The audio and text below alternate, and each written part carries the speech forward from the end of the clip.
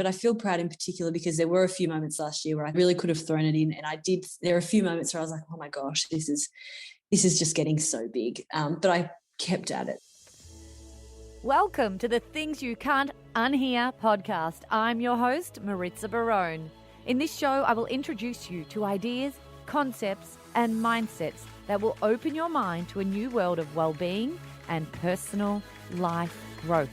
Through eye-opening interviews, we elevate people in the world doing amazing things for humanity and share insights that will shift you to become the happiest, healthiest, kindest, and most compassionate version of you. Hello and welcome back to another episode of Things You Can't Unhear. I am Maritza Barone. If you're joining me for the first time here on this podcast, hello and welcome. And for all of our regular listeners, thank you so much for being here again. In this episode, I am thrilled to invite the divine human that is Mea Campbell, the founder of a social enterprise called Connected AU, who works to connect isolated and lonely Australians. Now, there's been a pandemic going on long before the coronavirus pandemic, and that's the loneliness pandemic. And the work Mea does addresses that issue so significantly and so well. Mea stepped away from her corporate career in law to start this purpose-led organisation during COVID to help vulnerable people in the community and ease the loneliness pandemic that many endure. One of the programs that sits within the Connected AU platform is called the Letterbox Project, and it's so beautiful. It's a letter writing initiative that aims to bring meaningful connection to lonely and isolated people. In the first weeks of establishing the Letterbox Project, the support was overwhelming, with thousands signing up the following weeks. And since then, in just over a year, there have been 13,000 volunteer letter writers, including corporates, schools, and the general public, and more than 500 letters are currently being sent out each week to people in the community who need human connection. She also just recently secured Tetley Tea as a major brand partner to support their ongoing mission. Mea talks to us today about what inspired this movement, the work and the continuous effort that has taken her to get to this moment, and how it feels reflecting on the last 12 months, where for the first time in her life, she's being fueled by her true purpose and unwavering passion to help. I truly loved Mea's drive and mission, and I'm sure you will too. Now, you're probably listening to this introduction and already thinking, I wonder how I can help and be involved. We're going to leave all the details in the show notes, and towards the end of the episode, we'll explain how you, your school or your workplace can get involved in the Letterbox Project and Connected AU, and how also, if you are feeling lonely and isolated, how you can connect with some of the hobby groups that are available as well. So without any further introduction, let me introduce Mea Campbell.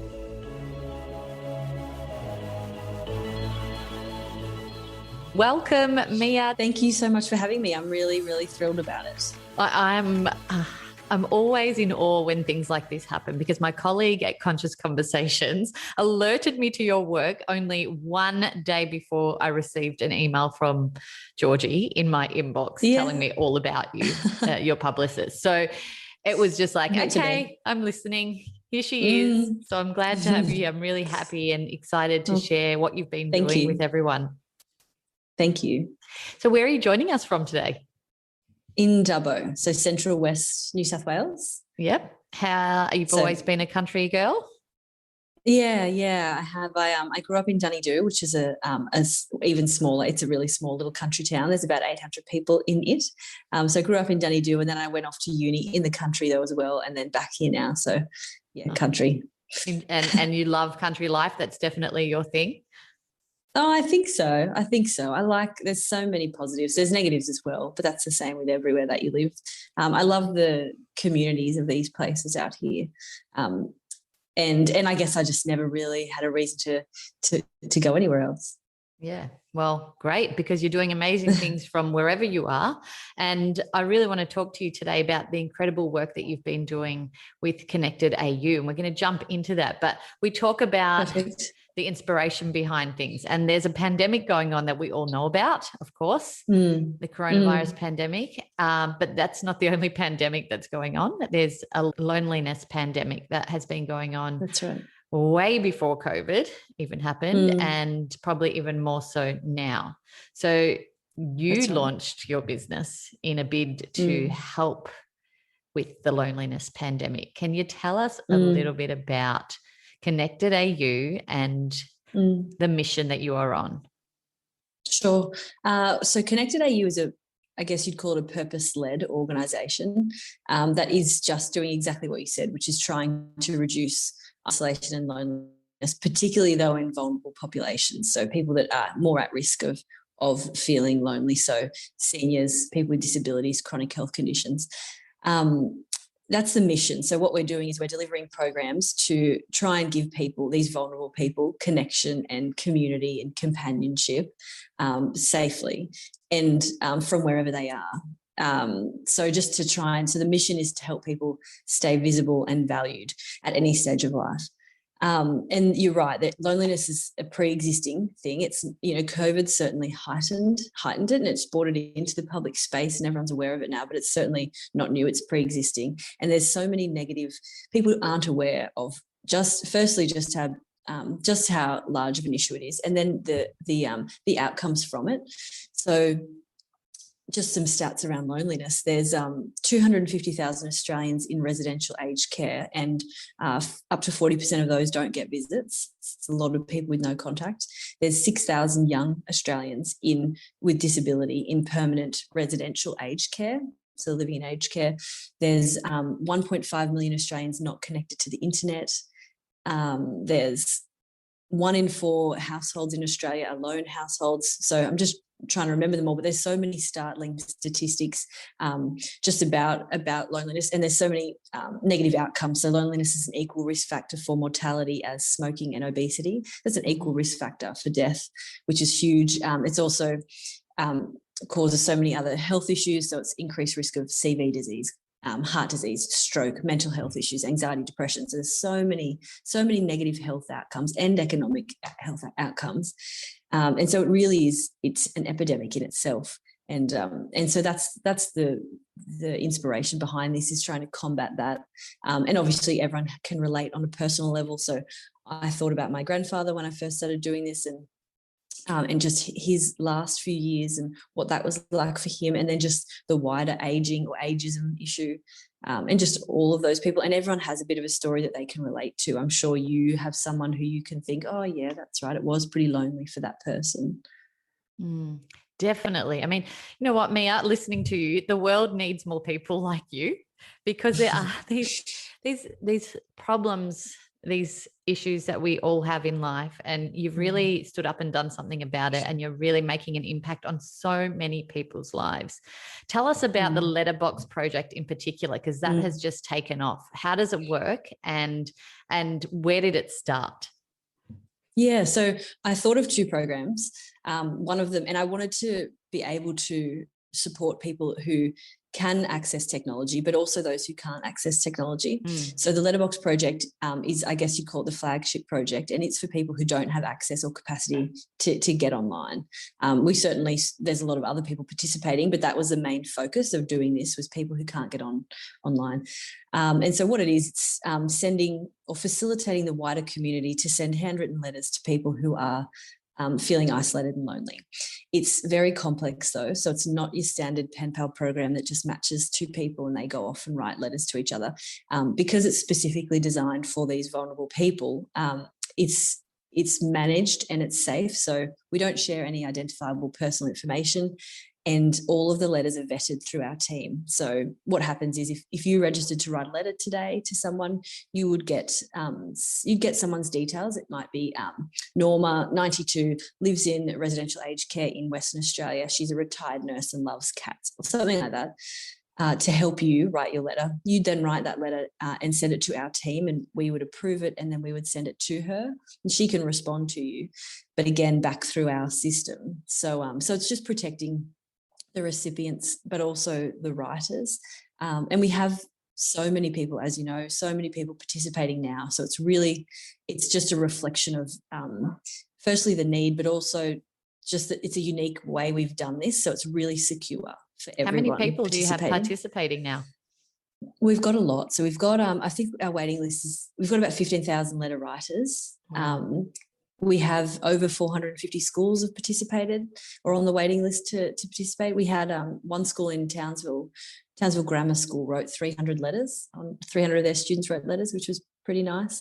And then we've got lots of corporates, and that's just started coming through at the end of last year. So, so businesses that are using this as their staff volunteering. So, for instance, we had Deloitte. They had about 200 of their staff, and Medibank, Expedia, and quite a long list of corporates that are getting involved. So we have a real range of writers, so individuals, families, schools, businesses, and that's wonderful. And that's all just growing really organically. They're just sharing it amongst themselves, and it's just grown quite organically.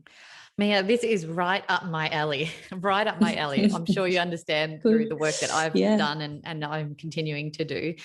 This is just so inspirational to hear that you've started something like this, and it's so organically grown so quickly, and people are jumping on board, and getting it into workplaces is incredible. I mean, imagine just stopping your day, your hectic corporate life, just for 20 minutes to sit and connect, change your mindset in a different way, and use the empathy side of your brain just for a portion of the day. It would really sort of change the way the rest of the day rolls out. And I think it's so powerful, not only for the person receiving the letter, but for the person writing the letter too.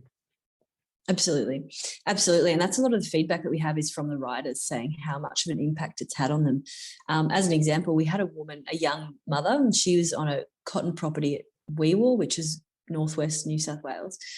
And she has 2 or 3 children now, but she wrote a letter, or she was assigned a little boy. He was 7 years old, and he, when he was 12 months old, he contracted bacterial meningitis, and he suffered severe brain trauma from that. So he is blind, and he's in a wheelchair and nonverbal. And so she was given him to write it, and his mother signed him up and said he just loves listening, so he'd love a letter. He'd love a letter being read out to him.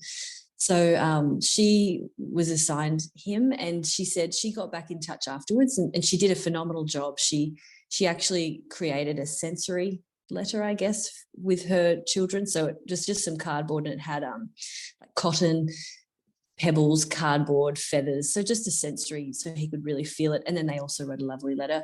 But she got in touch with me afterwards, and she said it took her about a week to do it, because she just had to sit with it for the week and think about, their experience and his mother's experience in particular, and what she wanted to put in the letter and how she wanted to make them feel. And so, it's also impacting the writers who are doing it.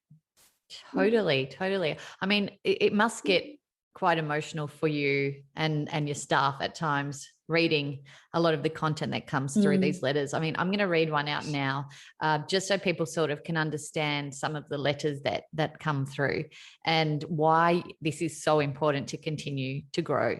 So it was Ray, 60 years old. Her submission was, I'm a disabled pensioner feeling isolated, had 4 children, lost 2 boys in a car accident in 2011, lost a daughter 2017 to suicide. Remaining son has busy business 6 days a week and don't see him except at Christmas. Have had several health issues and just can't get out at the moment. She needs us. She needs people. She needs connection. That's right. And there's such a broad variety of people registering, so wanting letters, and it surprised me actually, the cohorts or the demographics. Obviously we knew that there would be people, senior Australians and people with disabilities and chronic health conditions, but there's been so many other people like that. So people who've just lost loved ones, and there's a lot of younger people participating, a lot of mothers at home with their children who are isolated, people who have left bad domestic situations or have addiction issues or cultural barriers. So it's so broad, the people who are putting their hand up for support. Wow. Well, I hope it continues to grow and grow and grow and grow. I want to know more about you. I want to know what was that pivotal moment where you were sitting there and had this thought drop into your head, and what were the next stages after that to get this going? Because there's people out there just like you who have beautiful, beautiful hearts and want to start movements like this and want to make a difference and want to help.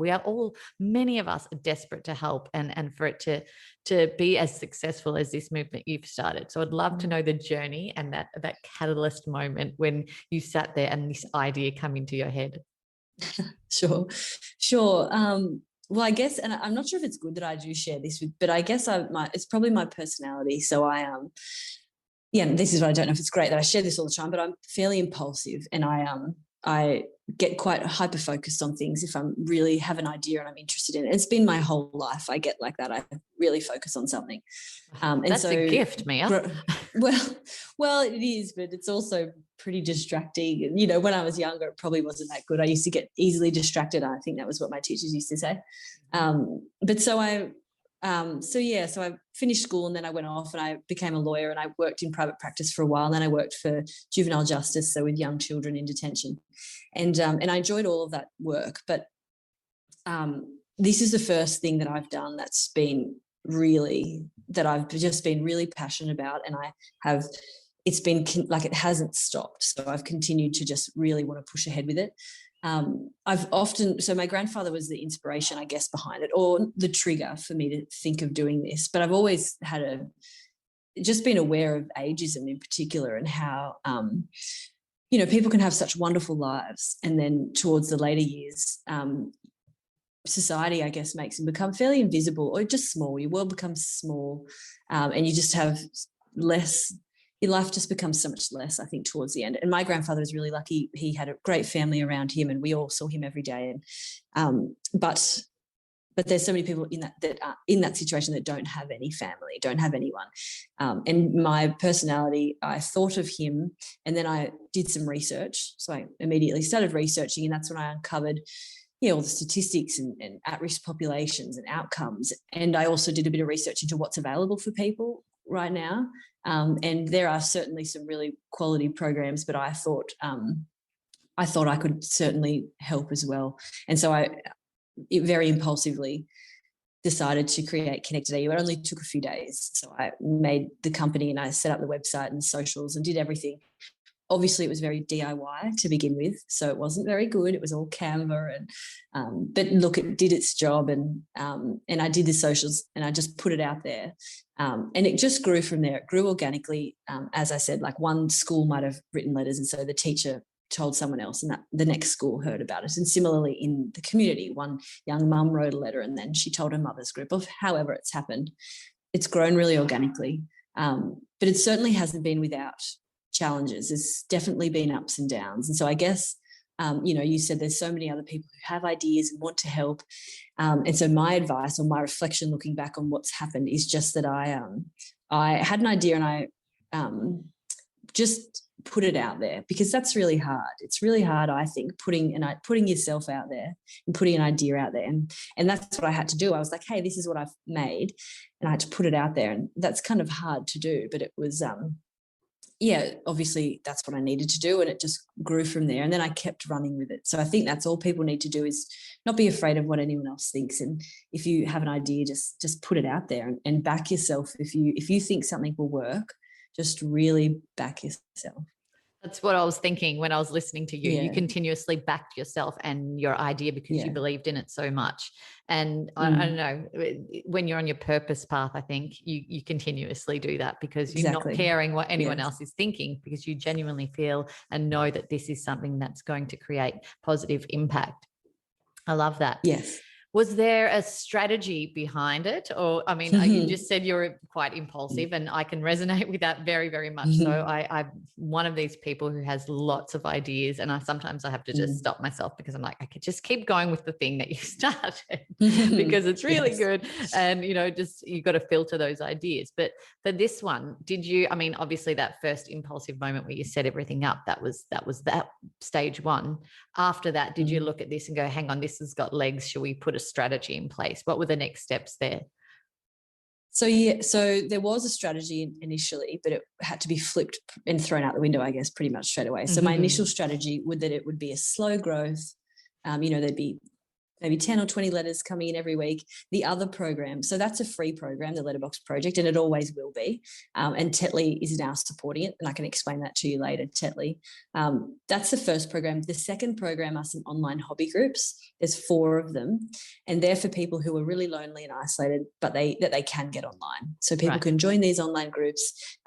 So there's a book club, for instance. So you can join the online book club, and it just gives those people connection. So there's a live members area, a private members area. There's live chat and newsletters. And then at the end of the month, there's live meetings in all of the clubs. So the live book club. And that's been really popular with people. And again, people who are surprising. So a lot of young mums at home, and a huge range of people just wanting to join those groups. And that's got a small membership fee on it, just so we can actually operate them. And so the strategy initially was that that membership would grow, and that's how I would fund it. And the Letterbox Project would just be a free program. But obviously it really quickly blew out of the water, the Letterbox Project, and there were thousands of people within the month. And, all this media was flowing in, and all these corporates wanting to get involved. So I had to make a decision to just run with it, which is what I did. And so I threw the strategy out the window, and so I funded it last year for the first 12 months, which was quite significant because there are quite a few costs involved. Once it started growing, I had to really reach out to people to help me do it better. So once there were thousands of people, my Squarespace website with the Google Sheets that I'd hooked it up to wasn't cutting it. We had Excel spreadsheets with 47 volunteers. It was just getting too much. So I had to engage specialists, so computer programmers and IT and workflow specialists. And so there was a lot of a lot of costs last year, but I just thought to myself, and I just knew that if I could keep going with it and get it to a point that then I could get sponsors on board. So then my strategy changed. So my strategy was that I would continue with the hobby groups, but I would focus on the Letterbox Project and get it to a point where then I could get a corporate sponsor. But obviously it has to get to a certain level before you can get corporate sponsorship. So that was the strategy. Yeah, that's very true. And, bridging that financially is where a lot of people fall down and struggle, because it can be difficult. It can be, when you do have these inspired moments to start something like this, and then you realize how much work actually has to go into it. And it's a social enterprise, so you're giving back as well. And, this is why a lot of them don't work out long term. So I love the fact that you've managed to figure out strategies and processes in order to take it to this point and get a massive sponsor on board, such as Tetley Tea. Yeah. How did that work out? I'm just so thrilled about that. Tetley have been fantastic. They've been just so integral now in what we're doing now. So they came on really quickly. So they love the idea of it. They could see potential for it, and so I kept saying last year, I just need one person to back me and see what I'm doing, and so that's what they did. So they came on. So Tetley enabled us to centralize into one office. And I was able to bring on some trained staff. So we have 2 permanent staff, myself, and then we have a number of casuals and contractors. So they just really helped us put a team together, training, and just improve our system. So we have had our website redone. The graphic designers come on board and improve the design. So it's really, Tetley's just been, I wouldn't have been able to keep going if it hadn't been for Tetley coming on board. As you said, it's so tough when people are trying to do these things. It is. And like you hit the nail on the head when you said, all I need is one person to back me. And that's in so many things. Even you hear students at school, they need one teacher to believe in them or one parent to back, there's always that. You just need that support from someone to go, okay, I'm onto something here, and I'm going to help you do it. And I absolutely love that has kept going. But you're amazing, because this is your side hustle. I mean, I know you've quit your day job to pursue this, which is fascinating in itself, but you're a mum. You do some legal writing as well. Like, how do you fit this all in? How have you managed growth so quickly? Logistically, you've answered, but what about emotionally? Yeah, it's been a really interesting 12 months or longer now. For all Actually, of us, it's but longer than even that. more so. Well, that's right. For everyone, and for me. So that's how I funded it, I guess. I was doing legal writing, and learning and development writing. So I write courses for people, but I did that on the side. So I would do connected AU work during the day when I could, when the girls were at school, and then I would at night do my legal writing. It did, obviously it was a lot, and it became a lot, and other things had to slip, like health and, self-care, I guess, took a bit of a hit. So I'm really trying to get a bit more balance now.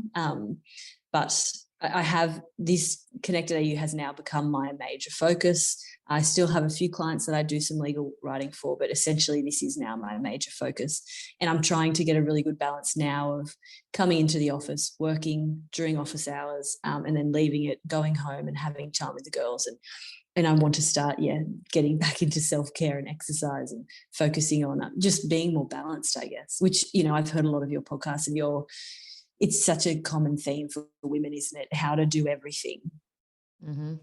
I'm listening to you, and I know a lot of our listeners out there are going to be like, oh, this is so inspiring, because she's actually done what I'm dreaming of in terms of leaving that corporate career that perhaps wasn't driving you anymore. And now in this purpose-led business where you're giving back, helping people, and now it's financially viable as well. So I'm so excited for you. And it's just a note for everyone out there listening who has these thoughts in the back of their head. Sometimes you just got to go for it.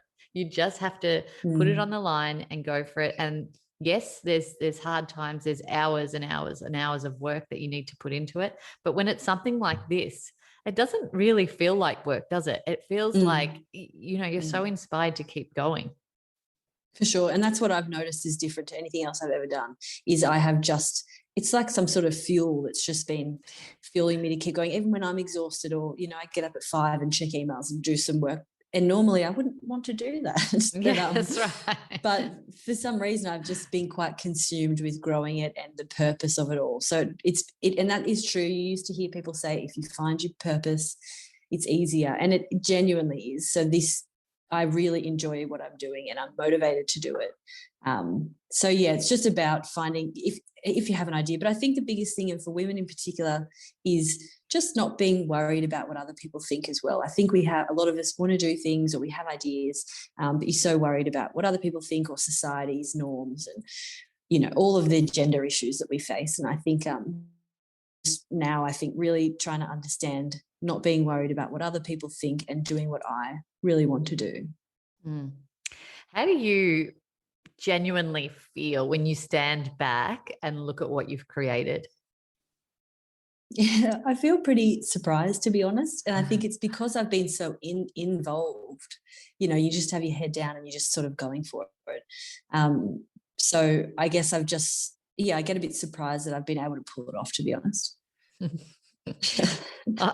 I love that. Even at this point, we still surprise ourselves. Yeah. And it's important, Mea, to do that, to actually stand back and just take a moment in gratitude, I suppose, for what you've done and how it's grown so quickly. And, just being conscious of the fact that you did this, from your heart and your brain and everything. So it's... Yes. Yeah, it is good. And I do feel proud of it. I feel proud in particular because there were a few moments last year where I could have thrown I really could have thrown it in. And I did. There are a few moments where I was like, oh my gosh, this is just getting so big. But I kept at it. So and I also that I've just said yes to everything. And that's something else probably that people can take away from. I said yes to everything. So the media started happening last year, and no one wants to do that, be on the news and you put your face out there. But I just said yes to it because I knew it would be helpful. When lots of schools got involved in corporates, I just said yes to it all, even though that, upped the work level. And then lots of other things have happened. So we've got an exhibit at Old Parliament House Museum in Canberra that's just started. They're allowing their visitors to come in, learn about the issues, and write on their antique typewriters in our project. So things like that they've called and popped up, and I've just said, yes, let's do it. So I think that's also something that I'm proud of, just saying yes to opportunities. So does it feel uncomfortable to you to stand up and be the spokesperson of your business? Oh, it's tough. It's a tough situation. Like, yes, because I'm fairly private and I don't really, I like to be private, and I wish that you could separate it and just have connected AU. But I learned over the last 12 months, and I've got Georgie Robinson. She's a wonderful PR support, and she's a bit of a mentor now in the PR space. And she says, that people need to have a face to something. So that's why I'm sort of doing this and putting myself out there. I mean, I love podcasts. I love this chat, and I love having conversations with people. I find the TV and then the news things really tough. I find that pretty nerve-wracking. Oh, well, it's great that you're putting yourself out of your comfort zone for this. And, like Georgie says, it's so true. We do tend to connect very much with stories, and that's what people take out of any podcast interview that they listen to on this show and many others. Yeah. It's not the tools that they're given, it's the stories that we hear. And I feel like it's storytelling, and we just talked about this in the last episode on the show. Actually, it's become such a lost art, especially in Australia. And I'm here in Fiji at the moment, and it's beautiful because storytelling is still so powerful here and used so much within communities and villages and through the people and the culture here. And it's something that I feel like slowly people like you and the work that I'm also doing, we're drawing back this powerful storytelling. And it feels uncomfortable to share parts of yourself as well, but literally everyone that is on your platform is sharing their own story, and that's uncomfortable for them too. So it's great that you're putting yourself out there. I think it's tough for women especially, and I'll come back to the women. Like, I don't know about you, but certainly with social media, there is such a comparison culture now. And social media's got amazing qualities, connects people, but there's also kind of negative aspects to it. And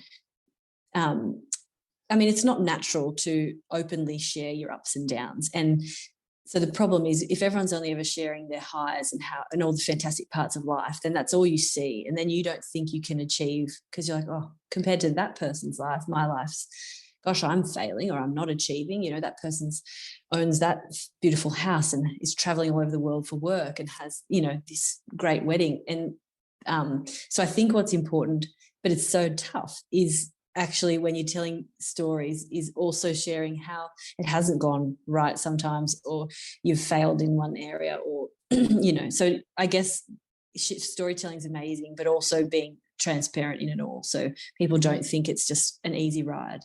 Oh, I couldn't agree with you more. And the other day I did the exact same thing on my own social channels. I've been here in Fiji for almost 6 months, and I'm literally having a brilliant time. There's been no COVID transmission here for 12 months. And I feel like after 8 months of lockdown in Melbourne, I got my freedom back. And then I've been sharing how joyous I was. And then all of a sudden the brakes got put on because there's been a COVID case, and we've been plunged back into lockdown for 14 days, or there's a big question mark on that, and a lot of those old feelings have come back. And I was just sitting back and reflecting on it, and I thought, well, I'm having a shitty time now, and I can't just only share the good moments, because it's not all clouds and That's bubbles right. and sparkles. And I found it important to share that. I'm revisiting these thoughts again that I had back, 6 months ago. And it's hard. It is, but it's important to share it, like you said. I think so. And especially when I'm talking about this, like there were a few, I guess I'd call them failures last year, or things that I have learned from, and I'd probably prefer not to share them. I'd prefer to say, I had this idea and then I worked really hard and this is this amazing outcome, but there were definitely ups and downs. But it's helpful to share them.